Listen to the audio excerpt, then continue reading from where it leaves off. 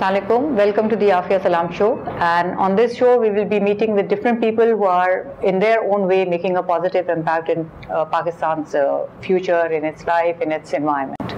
I have with me Mr. Shahid Sayeed Khan, who calls himself an environmental architect. Welcome to the show. Thank you. And first off, what is an environmental architect? This is the first time I've heard of it. It goes back to my college days. I went to an institute which was called the Environmental Studies, and that involved looking at not only buildings, architecture, but looking at the landscape, looking at how towns are planned. So in other words, you're looking at the whole macrocosm of the environment that we live in. Then the environment we live in also is to do with clean air, clean water, sufficient greenery around, because all us human beings actually do need it at the end of the day. So it's encompassing this holistic phenomenon, if you like.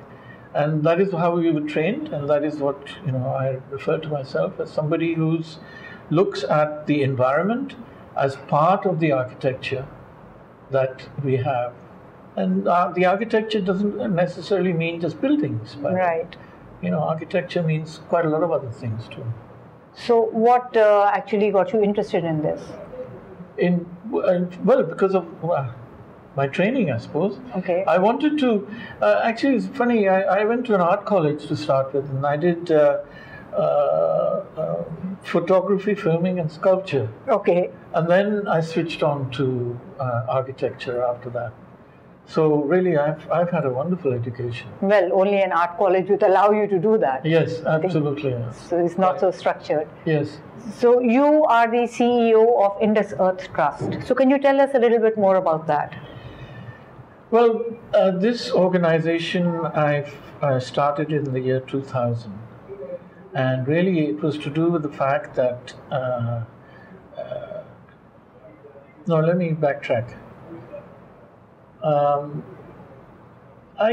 When I came to this country, which was in the early 90s, I decided to travel around to see my own country, actually, and especially Sindh and Balochistan. I didn't know much about it. Northern areas, of course, because everybody goes to northern areas. And as I traveled around these two provinces, I realized that actually so many people that are living in this land require the tools to improve their life. And really what I saw our NGO doing is to provide them the tools.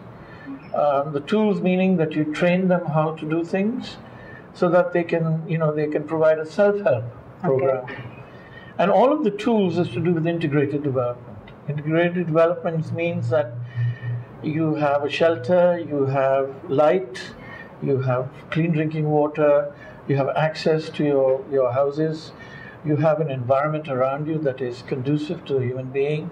And it's like us, if you look at your own life and you look at the way that you live, all of these things are provided and you take it for granted. Well, these people don't have any lights, they don't have any water, they very rarely have proper roads, and their houses are just made out of materials that cannot last any strong wind or heavy rainfall. So what we do is to train them how to build proper houses, using earth as material and bamboo and stone, which are these materials that have been used for hundreds of years in this country. It's just that the skill has been lost. It's like you keep meeting artisans and you keep meeting people who have, 50 years ago had a skill, but now that skill is not available anymore because that craft, a generation probably. Yeah, that craft has not been handed down from father to son or from mother to daughter, whichever the case may be, for the simple reason that it's either not economical or that the younger generation are more interested in other things. So we were reintroducing this skill, which has been here. We're not inventing the wheel. It is just trying to make sure that they understood that the old ways of doing things still works. Were they very amenable to this? Because like you said, the younger generation wanted to do something else. No, we trained, over the last 2 years, we trained 20 masons. Each one of these masons is now working in different villages and is earning a considerable amount of money. They're building their own houses too. And because they've seen the way that this is done, and other people are seeing that the way this is done, the demand for this is growing. So actually, we've now been asked once again by the UNDP to look at the possibility of increasing this program to go further. And we will be doing that, inshallah, in the next few months, we'll be doing that. Other institutions have also asked us how to get involved in this type of work.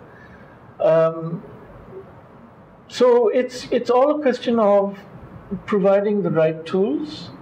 You provide the right tools, and I'm convinced that the people over here, the poor people, nobody's going to give them a job. Right.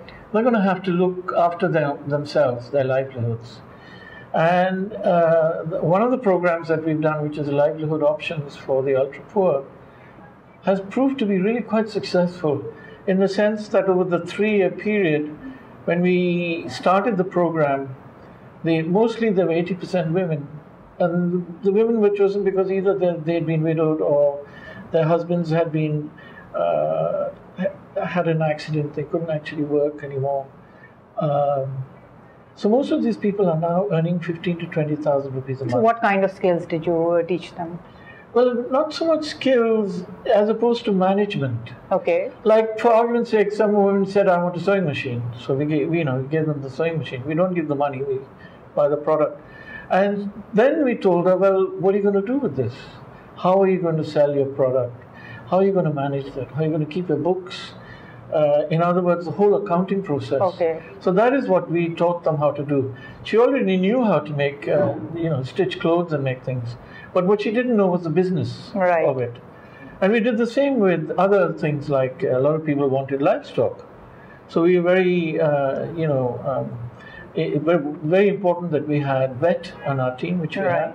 So they were able to understand how you look medicines, how you give them look for diseases and things like that. So that is what we gave them the tools. Okay. So which area do you cover? Does your organization cover? Actually we concentrate on the coastal belt. Okay. Right throughout the 950 kilometers of Pakistan. That's our main area of interest. Okay. So it's fishing communities. All right. And we started with the fishing communities because really they were the ones that were the most ignored by successive governments throughout the history of this country. And there are roughly 3 million people that live along the coast. And how do you think the current, threat of climate change, how are they going to be impacted? And is your organization doing something about that? Actually, that's a very important question. Climate change, as you've already experienced in our country, has already started to affect the coast. People have started to migrate from certain areas of Tata, where the sea is intruded into the lands, and this trend is going to continue. So what we do is mitigation and adaptation. And the mitigation program we started about 4 years ago. This is with the Pakistan Poverty Alleviation Fund, and they are our main donors. We are one of the partners with them. And the adaptation program is also with the Pakistan Poverty Alleviation Fund, the PPAF, which is to do with building, for villages, we do flood protection.